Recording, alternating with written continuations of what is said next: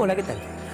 Venía pensando que no importa dónde, en nuestras casas, en la escuela o en el supermercado, siempre estamos rodeados de elementos que estudian la matemática.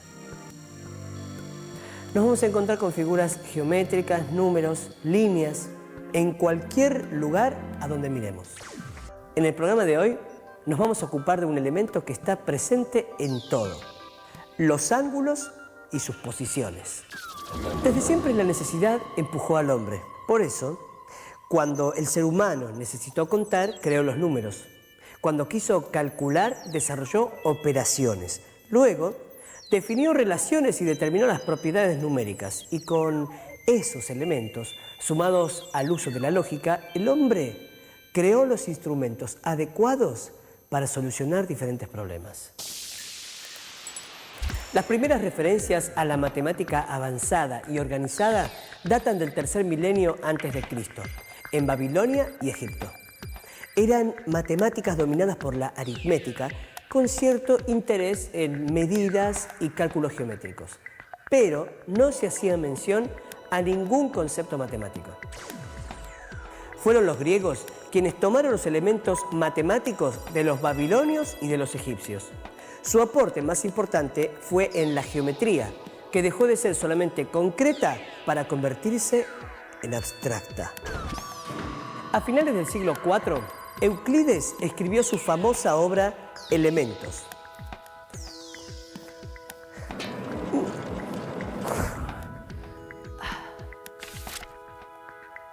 que reunió la mayor parte del conocimiento geométrico existente hasta ese momento en áreas tan diversas como la geometría de polígonos y del círculo. Aunque parezca mentira, esos conocimientos son la base de la geometría que actualmente se aprende en la escuela, se utiliza en la vida cotidiana y que en honor a Euclides se llama euclidiana. Euclides basó su geometría en axiomas, es decir, verdades que no debían demostrarse, solo se aceptaban por ser evidentes para todos. Uno de los axiomas de Euclides, aunque formulado en un lenguaje actual, es: existe una única recta que une dos puntos del plano. Pero para pensar como Euclides, veamos un ejemplo de esta afirmación.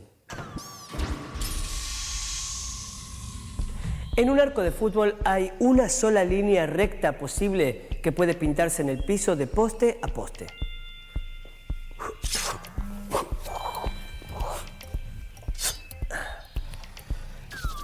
Imaginemos que no fuera así y que los postes estuvieran unidos por más de una línea.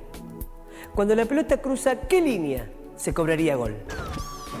Si quieren comprobar ustedes mismos que existe una única recta que une dos puntos del plano, dibujen dos puntos en el patio o en una hoja y vean qué caminos rectos posibles pueden seguir para ir de un punto al otro.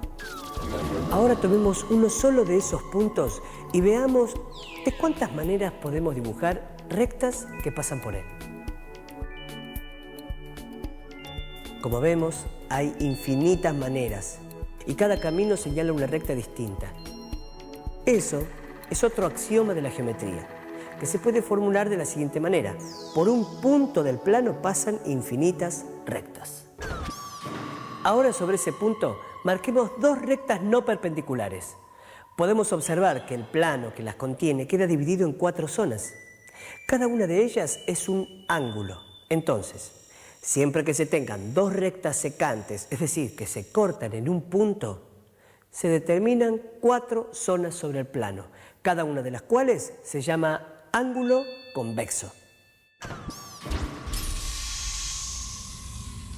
Si analizamos matemáticamente el limpiaparabrisas de un auto, veremos a una semirrecta que gira alrededor de su origen, barriendo una región del plano. Esa región es el ángulo. Tenemos dos semirrectas del mismo origen, con una de ellas fija. Se llama ángulo a la zona del plano que es barrida por la otra semirrecta al girar alrededor del punto fijo, que es el vértice.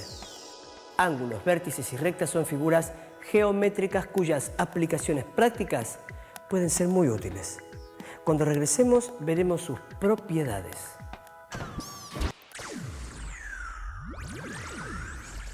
Recién vimos cómo dos rectas secantes determinan 4 ángulos.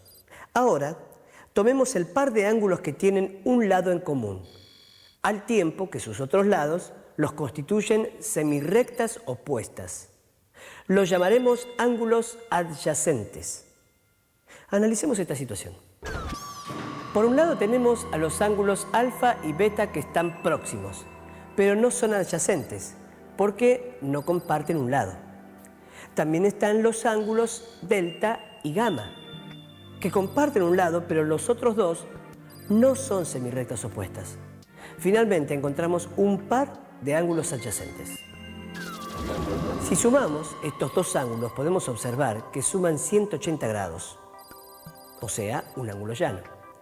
Esto ocurre con cualquier par de ángulos adyacentes, pues los lados que no son comunes son semirrectas opuestas. Dos ángulos que suman 180 grados son suplementarios. Entonces podemos decir que los ángulos adyacentes son suplementarios. Veamos qué ocurre con estos otros ángulos. Ambos tienen el mismo vértice y los lados de uno son semirrectas opuestas de los lados del otro. A estos ángulos se los conoce como opuestos por el vértice. En geometría hablamos de congruencia y no de igualdad, que es algo propio de los números.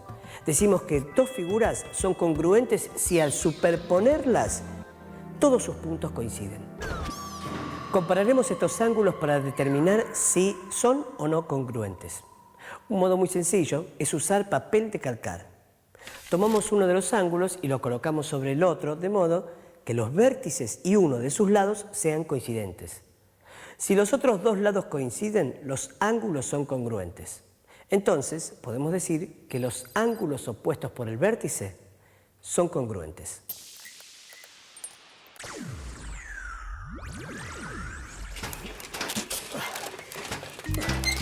La idea de rectas paralelas la dan muy bien las vías del tren en los tramos en que no hay curvas.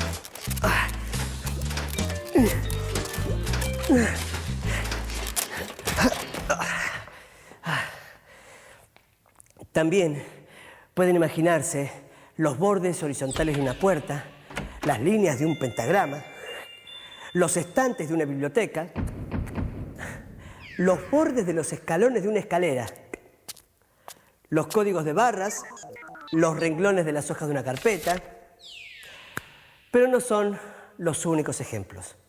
Si miramos a nuestro alrededor, encontraremos muchos ejemplos más.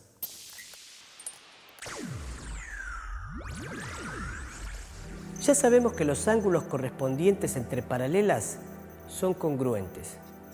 Si a dos rectas las atraviesa una secante y los ángulos correspondientes que se forman son congruentes, entonces las rectas son paralelas. La construcción de rectas paralelas se basa en esta propiedad. Con esta información ya podemos construir rectas paralelas. Para hacerlo, trazamos una recta. Sobre ella colocamos la hipotenusa de la escuadra y la regla sobre uno de los catetos. La regla servirá de guía para desplazar la escuadra. A medida que se produce este desplazamiento, vamos trazando rectas que resultan ser paralelas, ya que los ángulos que forman con la regla son congruentes. Por lo tanto, las rectas trazadas son paralelas.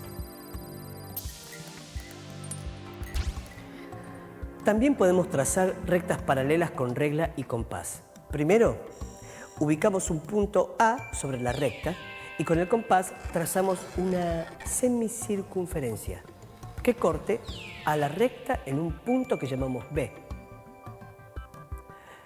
Con este punto como centro trazamos una semicircunferencia de tal modo que pase por el punto A y corte a la recta en el punto C. Mantenemos la abertura del compás y con centro en el punto C trazamos una nueva semicircunferencia que pase por el punto B y corte a la semirrecta. Las semicircunferencias se cortan en los puntos D y E. La recta determinada por ellos es paralela a la recta dada.